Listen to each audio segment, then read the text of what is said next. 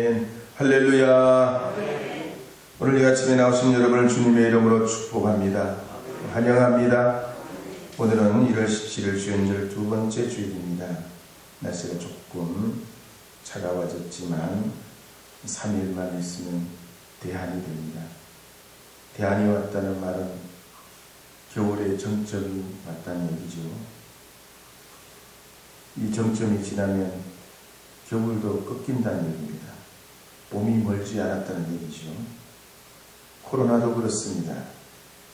우리가 쉽게 이 일을 우리가 감당하기는 쉽지 않지만은 하나님 은혜로 주님이 도우신 역사로 반드시 새 역사를 이루어내고 하나님의 그 크심을 선포하는 나라와 민족과 인류가 되게 될 줄 믿습니다. 주님의 지혜와 권능으로 온 세계와 인류가 사는 하나님의 역사와 축복이 이 한 해 동안 계속해서 나타나도 여러분들께서도 개인과 또 나라와 민족과 인류를 위해 기도해 주시기를 부탁드립니다. 저는 오늘 요한복음 1장 43절에서 51절 말씀을 중심으로 부르심과 응답이라는 제목으로 하나님의 말씀을 선포해야 합니다. 말씀 전하기 전에 찬양하도록 하겠습니다. 나의 기도하는 것보다 드리도록 하겠습니다.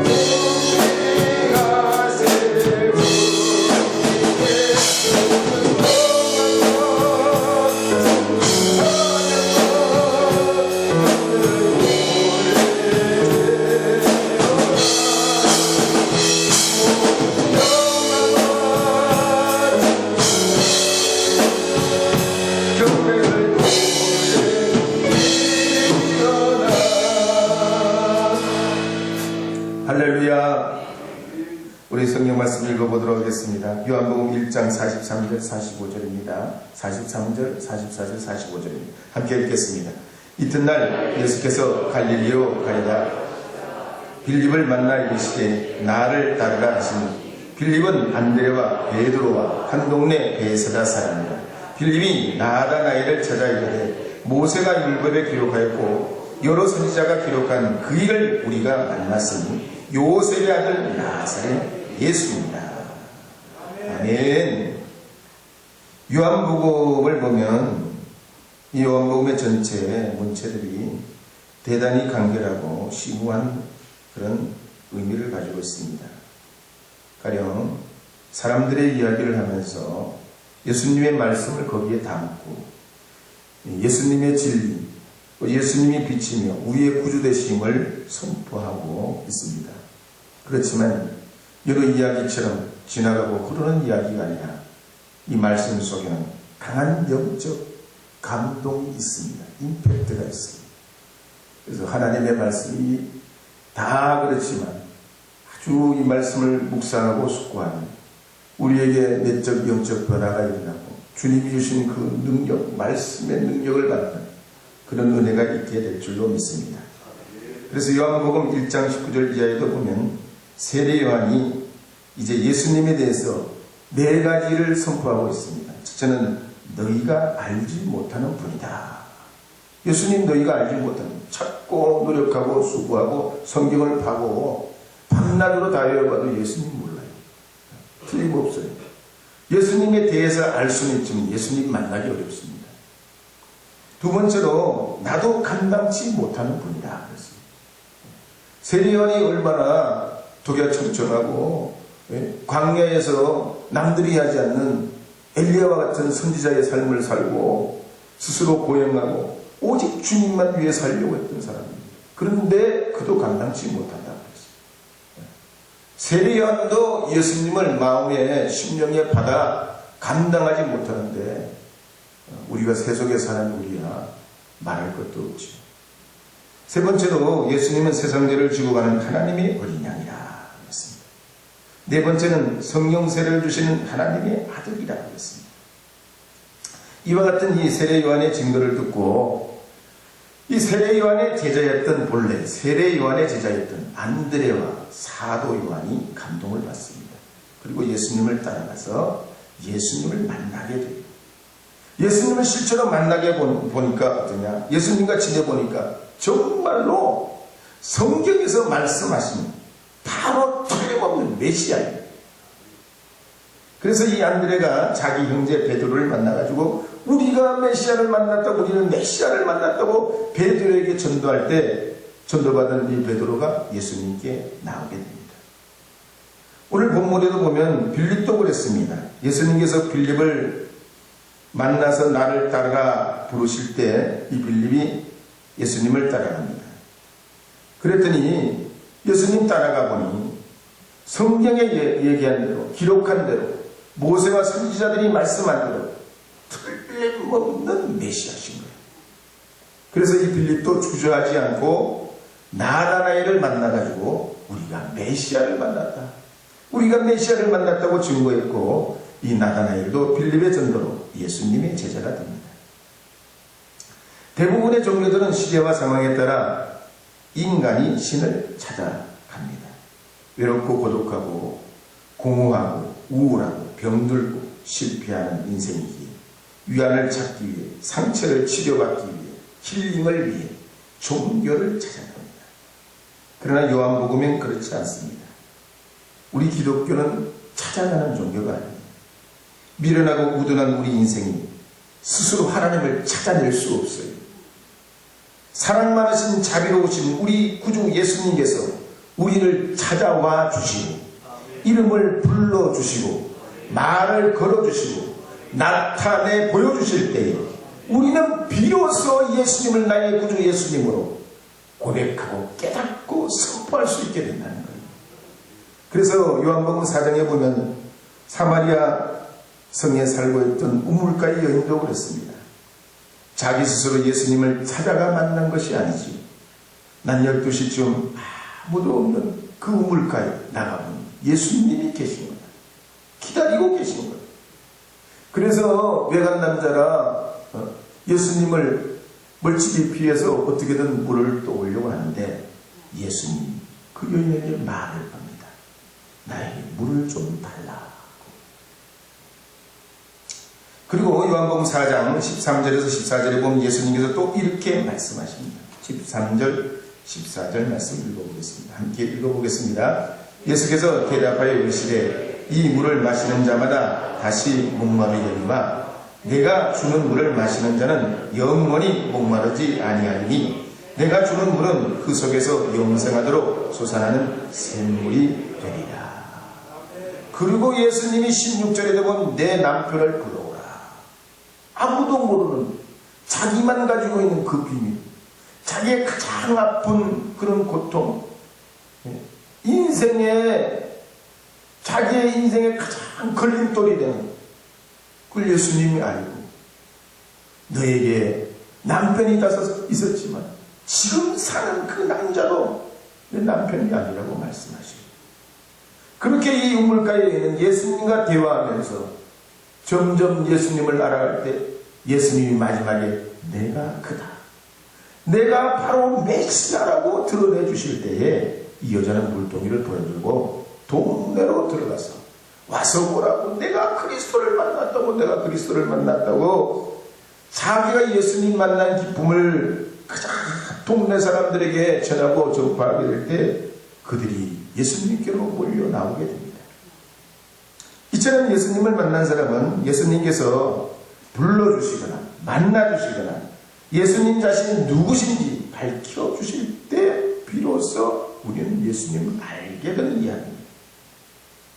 그래서 자기 길을 가던 빌립도, 무화과 나무 아래에 있던 나다나엘도, 6번째 남편을 만나 살고 있던 우물가의 여인도, 날 때부터 맹인된 사람도, 38년 된 베데스다의 연못가에 있던 그 오랜 병자도 예수님께서 만나주시고 밝혀주시고 그들의 손을 잡아주시고 아픔을 터치해 주실 때 메시아인 줄 깨닫게 됩니다.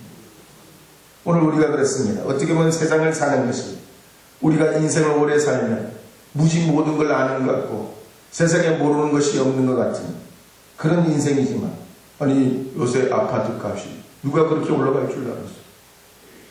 예? 테슬라 주식이 말이죠, 800조가 넘을 줄 어떻게 알았어요? 비트코인이 그렇게 비싸게 올라갈 줄 어떻게 알았어요? 알았으면 다 사뒀지. 예? 경제뿐만 아니죠. 코로나도 우리 건강도 사업도 결혼도 취업도 우리 인생도 미래도, 내가 태어나는 날도 심지어 죽는 날도 우리는 몰라요. 모르고 가는 인생이요. 눈은 떴지만 모르고 가는 인생이란 말이죠. 그런데 오늘 이 말씀을 보면 이와 같은 우리 인생이라도 우리가 예수님 만나면 의문이 풀리고 이해가 되고 내 길이 보이고 내 비전이 생긴다는 얘기예요. 최근에 신문방송에 소개됐던 기순용자 주승연 교수의 이야기가 있습니다. 이분이 본래 부모님이 북한 공군 장교였죠. 16살에 군대에 입대했어요. 난 대한민국에 태어난 게 너무 좋더라고요. 16살에 군대에 입대시켜 북한에 태어나면 남자고 여자고 없어. 그리고 군대 생활을 1, 2년 하는 것도 아니고 13년 해야 돼. 13년. 의무 공부가 13년이에요. 근데 백 좋은 당 간부나 힘 있는 그런 대개 자녀들은 한 5년쯤 근무하다가 학교 다닌다고 대학에 위탁생으로 들어가서 대학 다니다가 적절히 제대하고, 진짜 힘 있는 애들은 한 1, 2년 군대 생활하다가 사람이 없어진대요. 어디 가고 없대요. 알고 보면 집에 가 있대요. 근데 이 주승현 씨도 말이죠, 부모님 배경으로 북한군 최전방, 우리로 말하는 38선 쪽에 방송부대 요원으로 군생활을 해요. 그래서 이제 아버지가 말이죠, 빽이 있으니까 얼마 안 있으면 자기도 이제 군대 생활 적절히 마치고 대학을 갈 차례예요. 근데 집안에 큰 문제가 생겼어요. 아버지가 상급부대 검열을 받다가 스트레스로 갑자기 돌아가셨어요. 검열 받아 돌아가면 그게 명예롭지가 못해가지고 앞길이 다 가로막히게 돼요. 이 사람의 꿈이 산산조각이 납니다. 그때부터 이분은 한 가지만 생각해요. 내 희망이 뭘까? 내 미래가 뭘까? 철조망을 바라보면서 남쪽을 바라보는데, 그 전까지는 남쪽이 그렇게 희망으로 안 보이는데 자기의 인생이 다 무너지는 것 같고 앞에 보이는 대한민국이 그렇게 희망으로 보이더랍니다. 그래가지고 모두가 잠든 한밤중에 소총, 탄약, 수류탄을 챙겨가지고 철책을 네 가지를 넣어. 북한엔 철책이 4개가 있더니 10,000볼트거든요. 6,000볼트, 3,000볼트, 2,000볼트 다 전기가 거기 대이면 다 주고. 근데 요령을 이렇게 해가지고 그 4개의 철책을 다 통과하고, 그걸 통과한 다음에 500m 지뢰밭을 통과하고, 지뢰밭을 넘어가지고 우리나라 GP를 통과하고, GP를 넘어서 GOP로 가요. 그걸 25분 만에 주파했다. 완전히 우사인 볼트보다 더해. 그 철책을 넘어가지고 우리나라의 GOP까지 오는데 25분밖에 안 걸렸대. 그것도 지뢰밭을 건너가지고. 하나님의 도우심. 이분이 그래서 하나원에서 전도를 받아요. 신앙이 없던 분인데 예수님 의지하면서 명문대학에 들어가가지고 졸업을 하고 토론토에 가서 어학연수를 하고 또 다시 돌아와서 대학원 정치학 박사를 받고 경영학 박사를 받고 지금 고신대 전임 교수가 돼가지고, 이것이 다 하나님의 은혜라고 했어요. 하나님의 은혜라고 했어요. 주님 믿어야 내일이 보이는 것입니다. 주님 믿어야 내일이 있는 것입니다. 미국의 후스턴 대학교 미래학부를 나고 한국 주립대학의 미국 주립대학의 미래원 연구원장이고 정경련의 국제경영원 최고 과정의 주임 교수로 있는 최윤식 박사, 유명한 분입니다. 미래학자 중에 유명한 분입니다. 이분이 쓴 책에 보면 이런 얘기가 나와요. 우리나라가 1인당 GNP가 4만 달러 되면 일자리도 걱정 없고 먹고 살만한가 하고요. 아무리 경제가 올라가고 우리가 6만 불, 8만 불 돼도 사회란 항상 걱정이 있고 염려가 있다는 거예요. 그 일례로 우리나라가 1998년에 IMF를 맞이하고 지금 20년이 지났는데 20년 지나면서 경제 규모도 켜지고 훨씬 더 좋아졌어요. 경제적으로 더 커졌어요. 파이가 커졌습니다. IT도 세계적인 기업들하고 지금 경쟁을 하는 그런 우리 위치가 됐어요. 그런데 일자리가 늘어나네요. 오히려 비정규직이 많고 알바가 늘어나고 일용직만 잔뜩 늘어나고 실제로 고용 비율은 59%밖에 안 돼요. 정부에서 지금 고용 노동부에서 발표한 거고 59%밖에 안 돼요. 대학 진학률이 80%가 넘어가지만 청년 취업이 낮아지고 청년들이 취업을 못해가지고 휴학을 내고 군대를 가고 졸업을 미루고 그런단 말이에요. 청년만 그런 게 아니죠. 부모 세대도 그래요. 자녀 교육에 결혼까지 시켜놓고 이제 은퇴가 점점 이제 다가와요. 은퇴 후에 뭔가 해야 되는데 취업이 되냐 말이에요. 취업한다고 해도 다 몸으로 하는 일밖에 없어. 더군다나 2028년 앞으로 7년 후가 되면 베이비 부모 세대가 1200만, 1300만이 쏟아져. 5분의 1 이상, 5분의 1 이상이 다 은퇴 세대예요. 지금 막 쏟아지는, 아니 지금 더 높은 고령의 어르신들 빼고도 베이비 부모만 1200, 1300만 명이 쏟아져요. 앞으로 10년에서 20년이 더 흔들리는 촛불 같은 시대라는 거예요.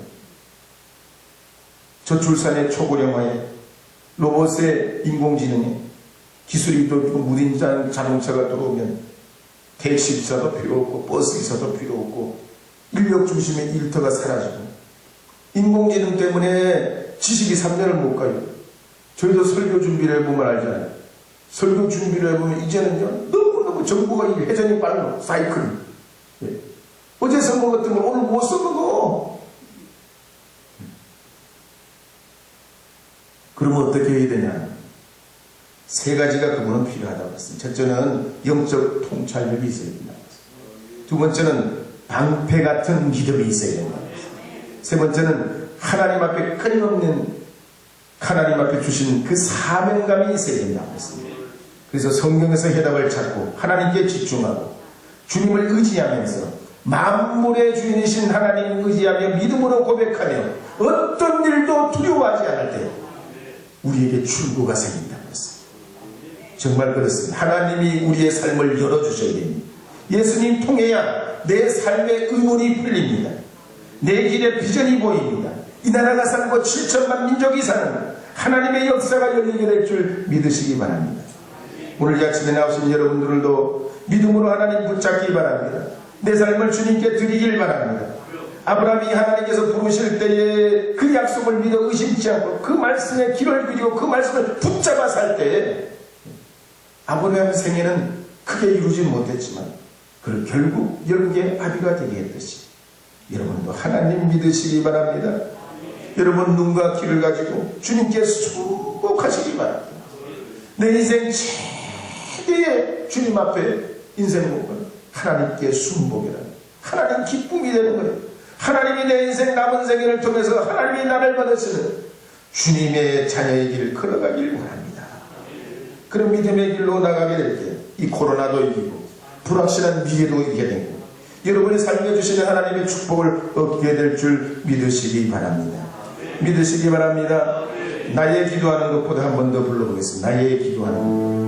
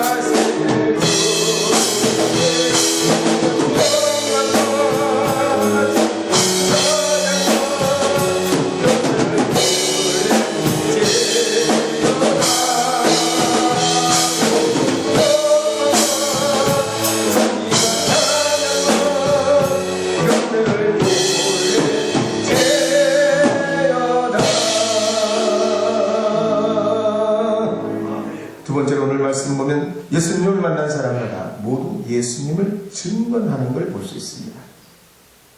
안드레도 자기 형제 베드로에게 내가 메시아를 만났다 이렇게 증거했고, 빌립도 나다나엘에게 모세와 선지자들이 기록한 바로 그분 나의 메시아 요셉의 아들 나사렛 예수를 만났다 했습니다. 그래서 요한복음 1장 41절 42절에 보면 이런 대목이 나옵니다. 함께 읽어보겠습니다. 그가 먼저 자기 형제 시몬을 찾아 말하되 우리가 메시아를 만났다 하고, 메시아는 번역하면 그리스도라. 데리고 예수께로 오니 예수께서 보시고 이르시되 내가 요한의 아들 시몬이니 장차 게바라 하리라 하시니라. 게바는 번역하면 베드로라. 그러니까 이 안드레의 경우를 보면 그가 먼저 자기 형제 시몬을 찾아갔다 그렇습니다. 여기서 먼저라는 말은 헬라어로 프로이라는 말인데 우리말로 풀면 일찍이라는 뜻이, 새벽이라는 뜻입니다. 그러니까 이 안드레가 전날 예수님과 함께 있으면서 예수님 부활을 보니까, 예수님 체험해 보니까 예수님이 진짜야, 찐이야, 찐. 요즘 말로 진짜 찐이야. 완전 예수님이 정말 메시아야. 그렇게 고대하고 사모했던, 정말 바라고 바라던 그 메시아시더란 말이죠. 그러니까 이 안드레가 그 감격 때문에 아침에 일어나다 새벽 일찍이 가장 절친한 형제 베드로를 만나러 갑니다. 그리고 우리가 메시아를 만났다. 진정한 복음이라는 것이 이렇습니다. 알게 되면 감동과 절박감이 있어요. 은혜를 숨길 수가 없습니다. 아는 사람, 생각나는 사람 만나면 말해주고 싶고 어떻게든 알리고 싶은 거예요. 그래서 이 안드레는 형제 베드로를 만나가지고 우리가 그리스도를 만났다고 증거합니다. 그러자 베드로는 그 말을 듣고 마치 전기에 감전된 것처럼 심령이 찌릿해지고 견딜 수 없고 그 마음에 막 영적 호기심이 일어나는 거예요. 예수님께로 나갑니다. 이 베드로도 예수님의 제자가 됩니다. 그래서 우리가 은혜 받은 사람과 대화 나누면 은혜가 와요. 성공하는 사람과 대화하면 성공이 나한테 오는 것 같아요. 사업을 잘하는 사람과 대화하면 사업이 나도 하면 될 것 같아요. 부흥하는 교회를 만나면 심령이 막 부흥이 되나. 하나님의 말씀이 듣고 싶어지고 심령이 따뜻해지고 치유가 임하고 상처가 나는 역사가 나타납니다. 스텔라 프라이스가 쓴 조선의 부르심을 받다는 책에 보면 토마스 선교사에 대한 이야기가 나옵니다. 이 토마스 선교사는 영국 웨일즈의 시골교회 목사의 아들로 태어납니다. 그러다가 불붙는 마음이 생겨가지고 옥스포드 대학 지저스 크라이스트 칼리지에 합격하고도 옥스포드 대학을 가지 않고 신학교를 가요. 그런데 만나는 사람마다 성교에 열정적인 사람을 만나는 거예요. 또 그런 사람들이 눈에 띄는가. 은혜가 막 있으니까 그런 사람들이 자꾸 만나죠. 그래서 신학교를 졸업하기 무섭게 24살에 결혼하고 중국 선교사로 들어갑니다. 장장 4개월 동안 배를 타고 중국 상하이로 들어가서 선교를 시작하게 되는데, 토마스 부인이 선교를 시작한 지 1년 만에 유산을 낳으면서 그만 그 유산의 후유증으로 세상을 떠나게 돼요. 그때 이 부인의 나이가 27인가 밖에 안 돼요. 아니, 결혼한 지 채 1년 정도밖에 안 됐는데 선교사로 나갔는데 부인이 죽게 됐으니 얼마나 큰 충격을 받고 상심을 하고 있어요. 근데 그 1년이 채 지나가기 전에, 1년이 채 지나가기 전에, 우연히 조선 사람 2사람을 만나요. 한국 사람 2사람을 만나요. 거기서 무역을 하는. 그 2사람을 만났는데 그 사람 2사람과 얘기를 해보니까 조선의 상황을 들어보니 이미 천주교는 들어가서 신자가 5만 명이 되고 신부님이 11분이 활동을 하고 있다는 거예요. 토마스 선교사가 그 얘기를 들으니까 우리 개신교도 빨리 들어가야 된다.